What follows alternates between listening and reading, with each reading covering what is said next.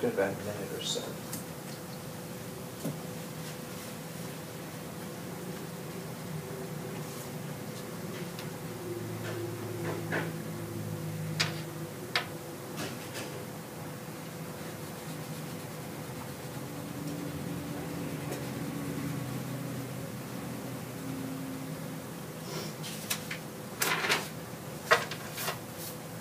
I'm going to ask you to stop right there. The rest you obviously can do for your own homework. What we're interested in is, first of all, I want to find out, and Elizabeth will do some follow-up questions, but I'm really curious as to when the questions were asked, what came up for you? I don't want to know what's on your paper right now. Elizabeth will kind of process that with you, but I'm really interested in what came up for you as you were having to respond to the questions. What was your emotional state? What was your mental state? What was going on? I don't want to be a part of a prejudice. I don't believe in that. Okay, so you don't want to be a part of a prejudiced group? Is that what you're suggesting? I don't want to, yeah. I just, okay. Okay. Other folks, thoughts, feelings as you were thinking about those questions? I was questioning what is race and what is ethnicity. And when she said, well, for example, I'm white, I'm like, well, that's your ethnicity. That's not your race. You're part of the human race. Okay. So that kind of got me, do you know what I'm saying? I was puzzled by the whole direction with it. Okay.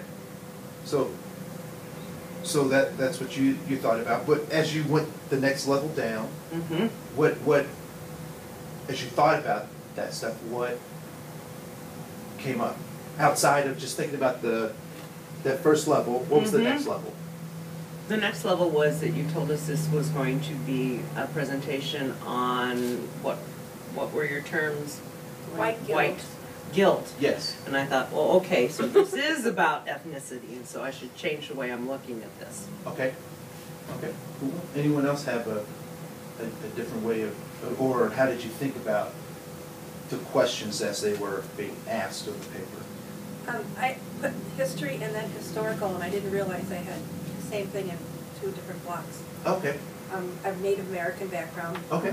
And also Northern Europe, Northern European white. So, in a sense, I'm really saddened by what's happened to my people. But on the other hand, my people are Scandinavians who married Native Americans and are somehow finding harmony. So I'm really proud of that. All right. Good. Elizabeth, do you want to take us through the questions? We have about 3 minutes to go through these questions before we move to the next step. Now, what do you want me to do now? So let's just get responses Sure. to those. So how did you each answer the question, what is your race? White Caucasian. Okay. White Native American. White Native American. Human. Human. Okay. oh, good for you. That was where I first went. So. Yeah. And then what do I'm you sad like? that I didn't. What do you like about your race? About being your race? I don't necessarily like it, but I mean, I feel like, I think it's changing because I feel like I've always been a part of a larger majority and not the minority, and I don't know what it's like to be a minority. I'm just was touchy. Okay. Yeah. Cool. So you're a little uncomfortable. Yeah, and I want you to hold on to that. Yeah. Right? Rich in oral tradition. Rich in oral tradition. How about you? I said, unsure, it's just what I am. I'm sure it's just what you are. Okay. And then describe a time you were proud of being your race. I had a hard time with that one. I put not sure.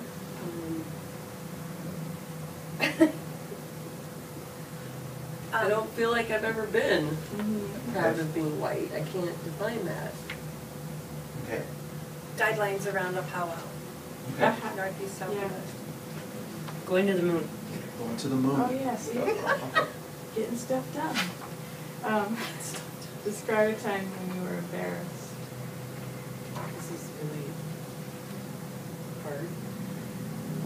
Because it's not so much what I said or did, it's what my ex-husband did that made me feel like I was not a part of who he was and his values and morals. My daughter wanted to date a black man when she was 16, and she dated one of the barbers down from Wayzata. Yeah. And it was like, he wasn't, I can't be prejudiced and say, oh, it's not like a black person or a white person, because he's part of a, you know, accepted socially as black and white at Wayzata. My ex-husband said to me, if you allow our daughter to date this man, I will divorce you over it. I was embarrassed for me and myself and who I was with, and I'm like, are you kidding me? If she can't see the color beyond, you can't see beyond the color of somebody's skin, who the hell are you? And I divorced him.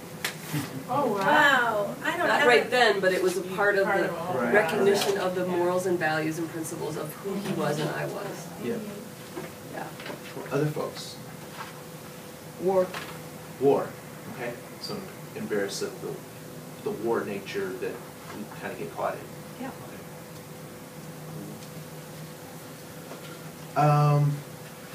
So this is, so if you could rate, no, I'll just ask the question straight out. So here we are, we've got these 4 questions, and if you had a client that you asked them, you said, you know what, tell me something good about you. You ask the client that, right? So you have a teenager in your office, they're sitting there, and you're like, tell me something good about you. And they can't come up with anything. What would you say about that youth, of that client? That they have low self-esteem, all right? So if you ask them to tell you all the bad things about themselves, and they're able to just list that stuff off, what would you say about that young person that's sitting in your office? What would you say about them? They have an imbalance That they have an imbalance of what? of their understanding of self. Of their understanding of self. And what would be the recommendation that you might give to this young person? Homework, What kind of homework? to ask people that they know to make a list. Come back with 10 things, with 10 different people or 5 different people. So come back with a list. Opinions of others of what they think of. Yeah. Is that wrong? No. It's absolutely right. That's exactly what I would do. I would have them look out and have people give them stuff. And we call it in business, we call it 360 feedback, right? So you go 360 degrees around you, all parts of, you know, your home, your work, your blah, blah, blah, and they give you feedback on your behavior and your successes and all that kind of stuff. The basic premise of this conversation is that white people are missing that 360 feedback. That as we go forward in this age of diversity and multiculturalism and that kind of stuff, white people are not taking the time or been provided the space to say, I've contributed some good things in this country. I've also contributed some bad things to this country, but that's who I am. And so part of what ends up happening is that white people in general get low self-esteem about being white.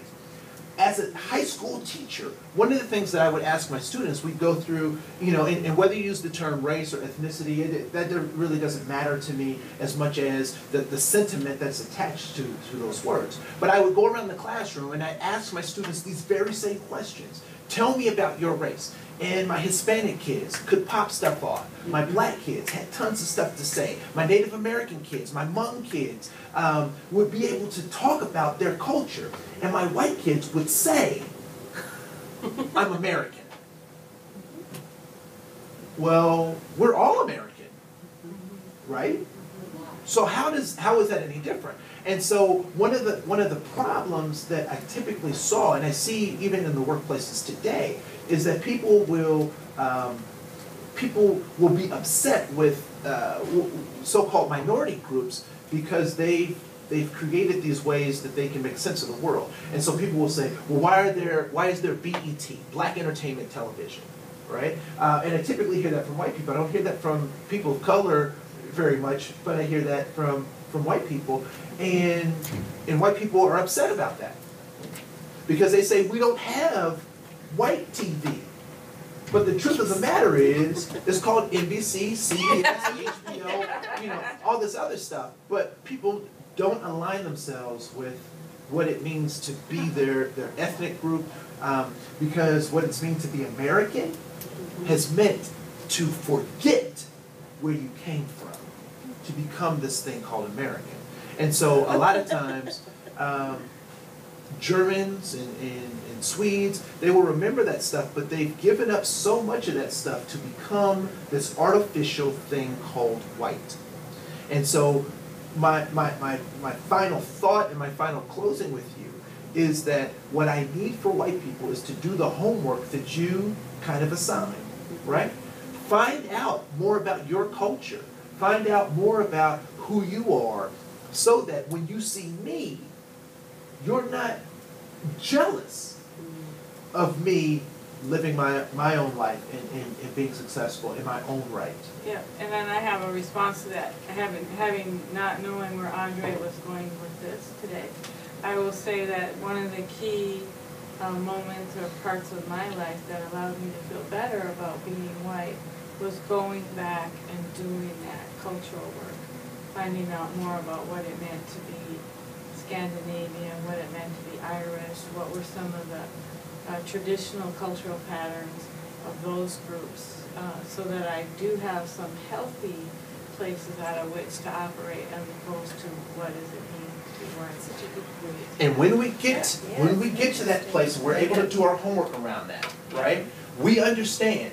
Because people often ask me, they say, well, why are the Somalis coming to wherever I am, and why are the Asians, and why are blah, blah, blah, blah, blah, blah. It becomes really simple when we've done our own homework, because we understand that our behavior through this process is helping us to get significance, belonging, and safety.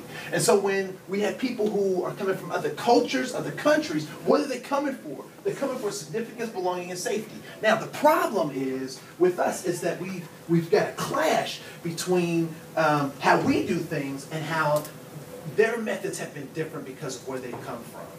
But if I can understand that people are doing this because they're looking for significance, belonging, and safety, and I understand what my pattern has been, I don't have to feel guilty. Right. And one of the things that often happens to white people is that they get paralyzed by this concept of being called a racist. Right? I know particularly my students would try to use that as a tool to manipulate my behavior. They would say, you're being racist, or you're being blah, blah, blah, to take the attention off of their behavior and then put the attention on mine. And so you don't have to feel guilty, A, about stuff you didn't do, but B, you do have to take responsibility for where we currently are. We all drive cars. Those cars have blind spots. We did not create those blind spots, but we have to be aware of those blind spots. And the only way that we can be aware of the blind spots is by looking for them. My name is Andre Koen. Thank you so much. Thanks, Andre. What a good metaphor. Wow, That's that's a a great that metaphor. 40 minutes. Had to get all of that done. You did. I'm going to borrow that if that's okay. Oh, The blind fine. It's spot weird, that's metaphor. just, Yeah. it's like, Excellent. I almost felt that, like I was embarrassed to be a part of a society that didn't really have that, just had the label of being white. Right. There's no, So you have a cultural Yeah. identity was my point. Yeah. But I you loved have your some, point. because we were actually talking about that in the line at Subway. yeah, Because you said, well, what's your heritage? yep. And I said, I'm 157, Yeah. and nobody has a clue. I'm But that's Danish. great. And she said, well, I'm Danish and I'm this, so Yeah. see, it did, But it's funny even- how we I came back know. to this. But even in the Heinz 57, you get to make some declarations Mhm. about what that means. Right. As Yeah. opposed to, Yeah, like, there's- cause that confused me, I'm like, well, tell me more, like, Yeah. something's gotta stand out to you. That- How are you guys? Love it. Good. That apple is delicious.